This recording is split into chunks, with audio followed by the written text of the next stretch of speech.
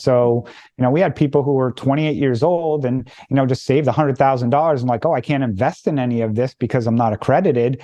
We opened it up to, that whole avenue of investors.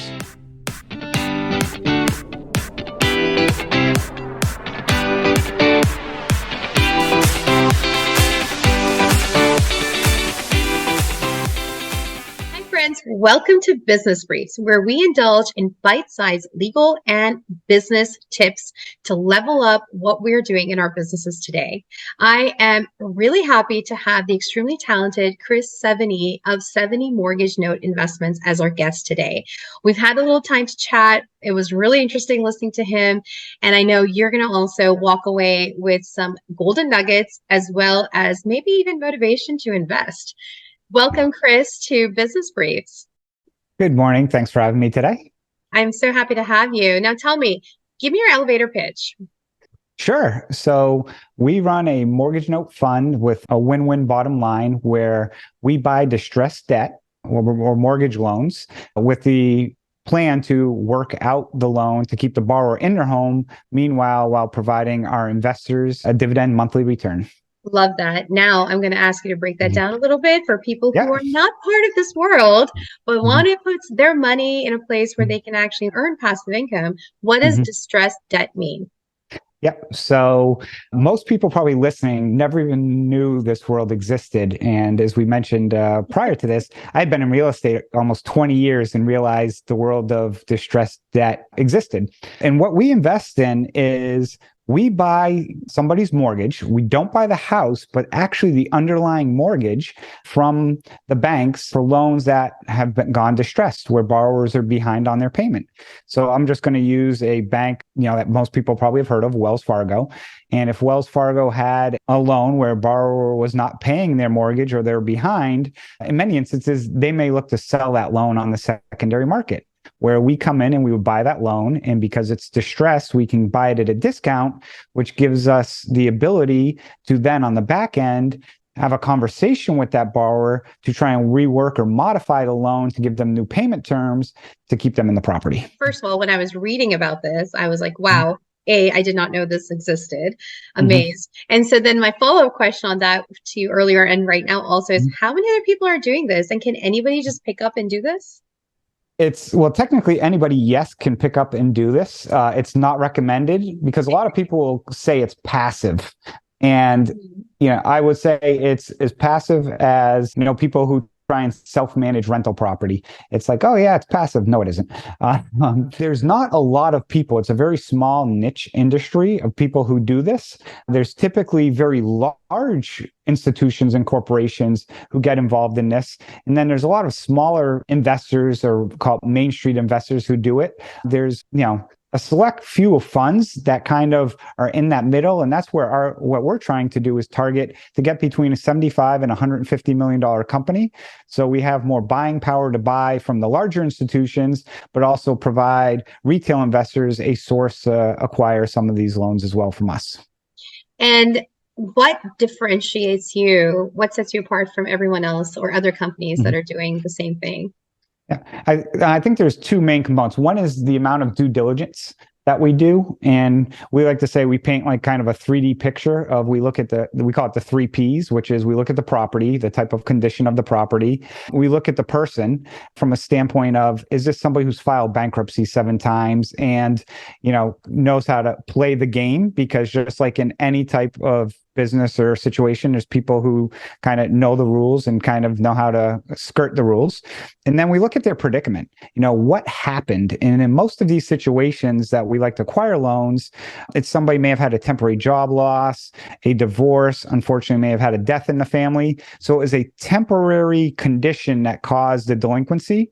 And because of that due diligence and us having our staff, compared to these larger institutions have way too much red tape. So a lot of times borrowers can't get in touch with their lender. I don't know, again, not knocking banks, but, you go to a bank and like try and close an account or get something. It's not easy getting an answer from them. So imagine trying to get somebody to figure out, hey, how can I modify my loan? And that's what separates us is we handle and deal with every single loan on an individual basis. So we're not buying 10,000 of these and just just blending them into a portfolio and saying, okay, we're going to pay a 10% discount on all of these and some will win, some will lose. We literally handpick and go through every single asset, which I think differentiates us from a lot of people. That actually stood out to me as well when I was reading about your company. And I believe that to be such a beautiful aspect of your company as well, that your goal is not just to make the money, but it's also to make money in a place where maybe the risk exposure may not be as much as those bigger companies. So you're providing a benefit to your investors, but also to the people actually that are living there. You're giving them hope to stay there and not be evicted or be homeless. Yeah. And one of the things that I want to mention too, because people like, that's impossible. Like there's no, everyone thinks it's a zero sum, net sum zero game. And I can, show every single person that looks at this and like, I don't believe this, that it is actually more profitable for us as a lender to keep that person in their home than it is to foreclose on them, take the property, sell it as an REO. And probably 98% of the time, the best situation for everybody is to keep that person in that property. Yes. And even for the bigger scheme of life and, yes. I mean, take away the social aspect of doing good because, a lot of people say they want to do some good, but when it comes down to it, it's like, well, I'd rather have the money. But when you can, tell somebody, you can do better, socially, the ESG concept, as well as from a profitability standpoint, it can be done. It's not every business allows for it, but there's certain aspects of businesses where you can make that happen. Incredible. And how did you find this? Where did this opportunity come to you from? So here's a funny story. I've always had this entrepreneurial spirit, and one of my bosses at the time joked that I didn't have any type of real estate portfolio, and I was working at the time for a real estate developer, and he joked, he's like, yeah, you're going to be the 40-40-40 guy. And I go, what's that? He goes, you're going to work 40 hours a week for 40 years and then collect 40% of your income and end up just having to keep working because you can't retire. Which I think I saw a stat earlier this week that by 2030, 95% of people over 70 are going to be forced to work because they can't retire. Some insane stat. So my wife and I we had built our primary residence and we had some equity. So we took an equity loan. We were buying some distressed properties, rehabbing them and putting them as rentals and refinancing, get our money out. And after the second one, my wife basically looked at me and says, we're done. Doing that. Well, we were spending our weekends. We had two little kids at the time too. Yeah. And we're spending our weekends, going these properties, rehabbing them because we manage them ourselves because that's what I did. And my wife is type A ultra, like makes me look like I'm a type Z and I'm a type A. So she's like, okay, we're done. And it was tough because we're in the Washington, D.C. area, and to try and find assets, if you're not looking at them or you get a phone call, hey, I got this deal, it's gone that day. And it's always been like that in D.C. They're in highs and lows like the past 2 years. We didn't have that screaming spike because it's always just been more consistent. So I was on a website, Bigger Pockets. I'm like, okay, what can I do? I've always had this creative mindset. And I first found like tax liens and I looked at it. I'm like, yeah, this is too slow, too boring. I need something kind of, be in the fast lane. Then in the same group in Bigger Pockets was this thing about mortgage notes. And I had heard about private lending where people lend money for certain things or hard money. I heard of that, but again, I never heard of mortgage notes. And like I mentioned, I was pretty upset that I didn't know this existed. So I spent about 6 months learning the business, building out this really fancy calculator to kind of calculate returns and look at all the risk, run a risk analysis on everything. And then I just started slowly buying, my first notes I bought 4 notes, started with about like 25,000 of my own money, because the interesting thing with notes that people forget is unlike real estate where you go buy a property, it's like, okay, average property today is, I don't know, 300,000, whatever it is. You could have a loan that only has 3 years left on it. So the balance might only be $10,000 on that loan. So you can have a much lower cost of entry. So that's where I started with. I used actually some of my retirement funds, bought this loan and said, hey, look, instead of paying somebody $20,000 to teach me, I'll, buy these loans and figure out as we go. And then that kind of, it's addicting. like you're bidding Yeah, on these and yeah. you're buying them and stuff. And all of a sudden, the first four I bought, I took a little bit of time off because unfortunately I lost my dad like 4 months after that. And then I just started, buying a few more. And then I started talking to investors who were in some of these groups I was in and said, hey, are you doing this? Like, no. And I'm like, hey, if you just want to kind of JV with me, give me the money, I'll do the deal and split the profits with you. So I started doing that. And then I grew to about 50 investors. And I was like, oh my God, it came too much. I'm still working a full-time job at the time as well while I'm doing this. Then I launched my first fund. So I started my first real estate fund and kind of took all those partners, dumped them into the fund, and was managing all these funds and so forth until I had run 5 funds until last year when I finally left my full-time job because I got to a point where I wanted to continue to scale and grow. And it came a point where I could not manage or handle both. So yeah, that's a long-winded story. I'm really happy you shared that with us because, like how I was asking you before, can anyone get into it? And we were talking about that a little bit before also that, a lot of times individuals might just say, okay, we're going to start this. But there's a lot of compliance that you have to deal with the SEC also.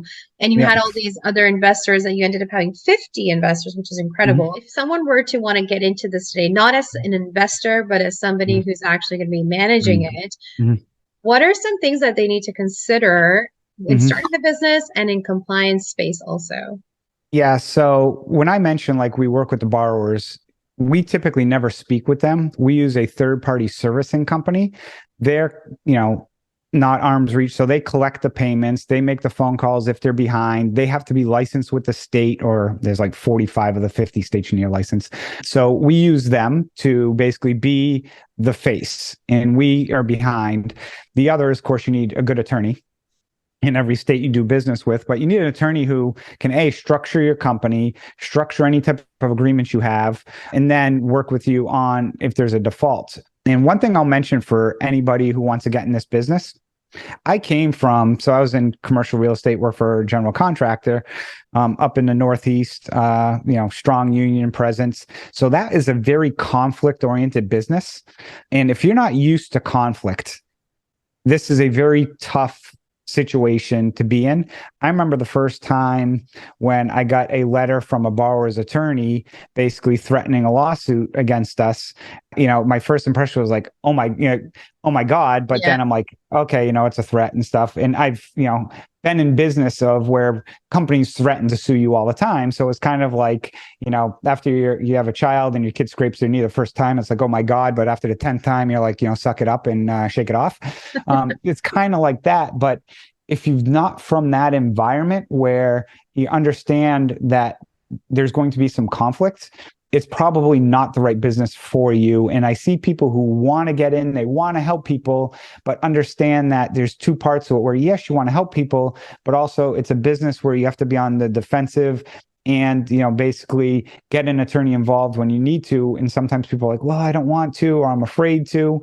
So that's, in your side of things being, on the attorney side, you may see sometimes that occur as well. So that, and really a thorough understanding of the numbers, and understanding, having some type of finance background to understand, okay, how much am I really making on this deal? And is it worthwhile for me, or am I better off, doing no work and giving it to somebody else, invest passively, and let them do it for me? Great advice. And when you were hiring the attorneys, did you just have one attorney for everything, or did you have a special attorney for real estate investments versus business organization and structure? So I don't know how I got in touch with this one attorney, but the first attorney I found who was local to my area, he did all corporate structure and was also a real estate law. So, and their firm handled both. So he handles like 3 states for me, as well as acts as pretty much my general counsel. And one of the things I'll mention with finding an attorney could be great, but make sure they fit your risk profile as well. Some attorneys may like to push the envelope on things, which isn't a bad thing, and some are more conservative. So, if you're one who wants to push the envelope, a conservative attorney is probably not going to be the right fit for you because you're like, you want to go. And he's like, I don't think so. So you also want to make sure when you're looking for an attorney, it's not just one who's good, but also fits your personality. In the states we invest in, we actually try and keep 2 to 3 attorneys per state. And the reason why we like to do that is, especially during COVID, there's been a lot of turnover in the legal space, especially on the paralegal side, which I've realized the importance of attorneys with paralegals and how important they are. Preaching to the choir here, I'm sure. But the reality is some attorneys who are really good pre-COVID, are short-staffed and can't handle their workload post-COVID. Some pre-COVID were okay. Now they've gotten better. So we like to also mix it up and not put all our eggs in one basket with that one attorney in that state. So we like to keep several attorneys. I think that's great tips on even, hiring an attorney for yourself, and not just an attorney, all, professionals that you're Yes. hiring outside. Your CPA, Yeah, attorney, exactly. whoever it is. Yep. Exactly. You want someone who's competent and capable, but at the same time, they align with the corporate values that you have and the way your business model is set up. So I think those are honestly, I love it because I think you're the first guest that's actually talked about that or really pinpointed it. And even, the strategy of having multiple attorneys. I mean, you wouldn't go to a foot doctor for a heart condition. So similarly, there's attorneys that are out there that are specifically meant for certain things, and you want to get the expertise in that space. So I was at a conference last week and somebody made a comment that said, okay, for your CPA, on a scale of 0 to 10, and 10 is basically, you're going to be in prison for what you're doing, versus a 0 is like, you're just, being the most conservative with your taxes. He's like, I want my CPA to be at a 9.5. And I'm like, whoa. I'm like, no. I'm like, I'm probably like, the 5. Hey, look, I want to, make sure we're taking advantage of things. But if it's like ultra gray, I don't want to play in that, space and so forth. So when he mentioned that, it was, kind of just what we're talking about now. There's people who are okay with that, and there's people who are not. And, so it's like you mentioned, you don't go to foot doctor for a heart condition. It's very similar, very same.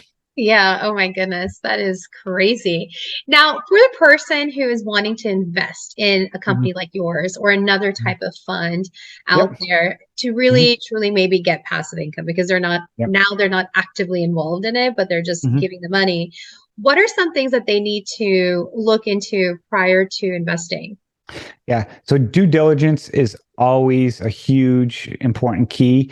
I always tell people, have you ever owned rental property? And many of them say, yeah. I'm like, you did like a credit check, background check. You on somebody who's going to give you like $1,000 or $2,000 a month. You did this thorough analysis on this person.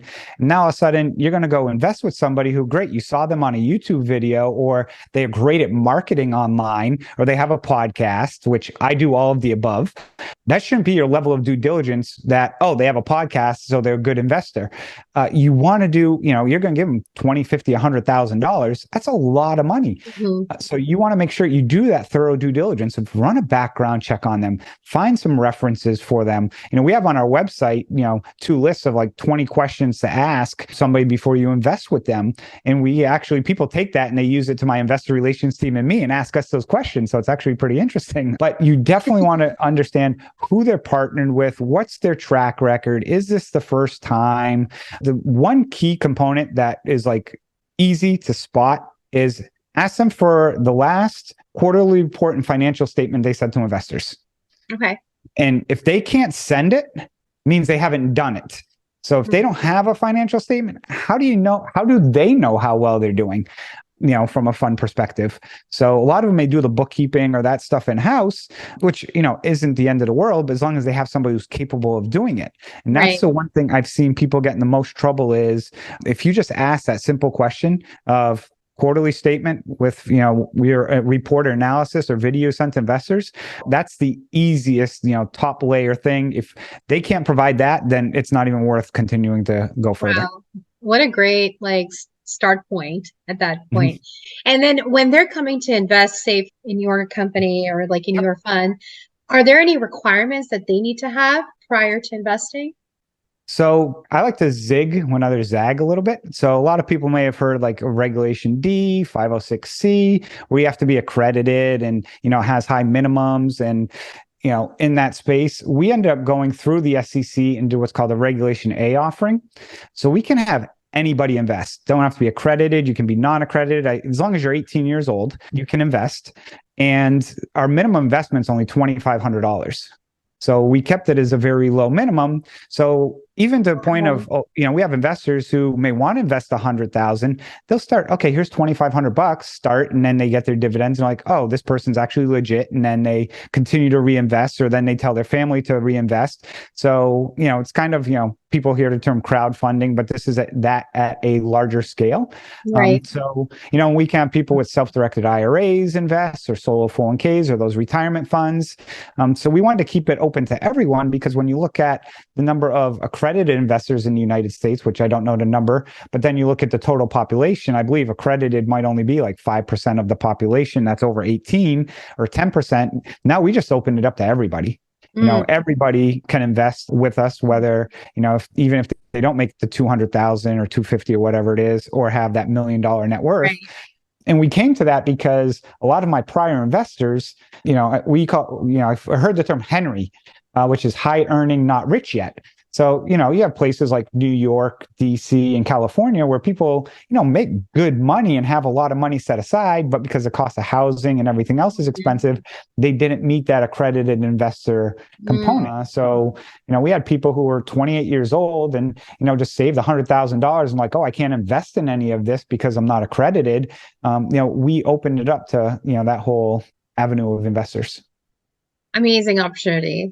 Even for college students who have something, they could invest and start earning some money.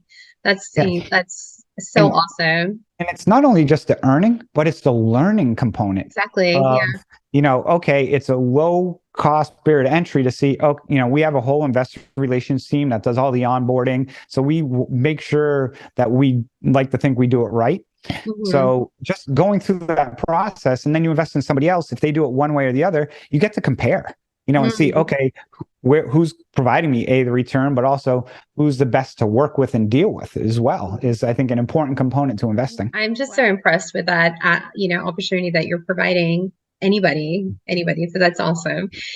Before we say bye and all that stuff, I wanted to, first of all, you've given amazing tips. Just, from this perspective of somebody who's wanting to start or wanting to invest, you've given some really good, tangible tips. So I know things are not always easy, and things can get pretty hectic and challenging, especially when you're starting your own business. And I think you've also in a very complicated industry as well. Yep. But when things are going haywire, what holds you down and keeps you anchored? Well, first, usually it's my wife. But besides that, it's just understanding that a lot of times when issues come up, it's just that moment in time. And when you look at, how many minutes there are in a day, you want to be proactive and, okay, let me tackle this issue. I can't let it, linger or sit there and like think about it or let it bother me, because I just want to continue to move forward with things. And if you look back at every single issue that's probably ever come up, large or small, in your life, you've gotten over it. And a lot of times you probably wish I would have gotten over it sooner. And as you go through life understanding that, you realize, well, it's not the end of the world. So how do I resolve it? How do I get through it? And how do I focus? Also, your support network and building your team around you and family and friends. Like I said, I was at this conference last week, and what was really interesting that added a lot of insight to it was the first day was really about focusing on your personal life, your family, and your health. And, they spent an entire day on that, because really what it just came back down to is if your personal life isn't in order and your health isn't in order, your business will eventually, if it is, it will not stay in order. And really, it's kind of like, the three-legged stool of personal health and business. If one of those legs on the stool goes, pretty much eventually it's all going to collapse. Oh gosh, I couldn't agree more. And it's absolutely integrated. You cannot separate the two. Yep. Especially if you're running your own business. And what is the craziest story, like the craziest story you've had ever since you started your own company? Oh, so I can tell you a crazy borrower story, because these are usually pretty good. Some of these property, and one of the reasons also why, like, sometimes you don't want to take these properties back, there can be some horror stories. I can share the heartwarming stories as well, where we helped a borrower who lost a son and basically, work with them to make sure like, hey, take care of your family first. Or I had one woman who actually was in a car accident with her granddaughter, and her granddaughter died and she was at fault for the accident. I mean, there's some horrific stories. Right, And, right. from there, it's, you have to have compassion. Probably the best one though, because people like, the craziness of things. We had a borrower once who had the property as a rental. So it wasn't actually theirs. They were collecting the rent on it and they weren't paying. They're like, hey, we're not paying you. We're just collecting the rent until you come back and take this property. And they're like, okay, well, eventually we're going to have to, go after the property. So then we were trying to work it out and give them what's called cash for keys, and said, hey, instead of paying the attorney $5,000, we'll give you $5,000 and just deed it over to us. And they're like, nope, we refuse. And they, trying to drag things out. And finally they realized they were going to, lose eventually, or lose the property. So they made a comment, basically that says, the only thing you're going to get from us is the ashes to this property. Because we're not, there's no way we're going to let you, take this property from us. Mm-hmm. Like, yeah, okay, whatever, file threats and stuff. The day before, the auction on the property, there was a mysterious fire and the entire place burned down. Oh my gosh. Oh my gosh, she literally meant it. Oh. There was gas cans found inside the property and stuff. Okay, that's called arson. Please don't do that. Yes, please don't do that. Like, it's illegal. It's a criminal activity.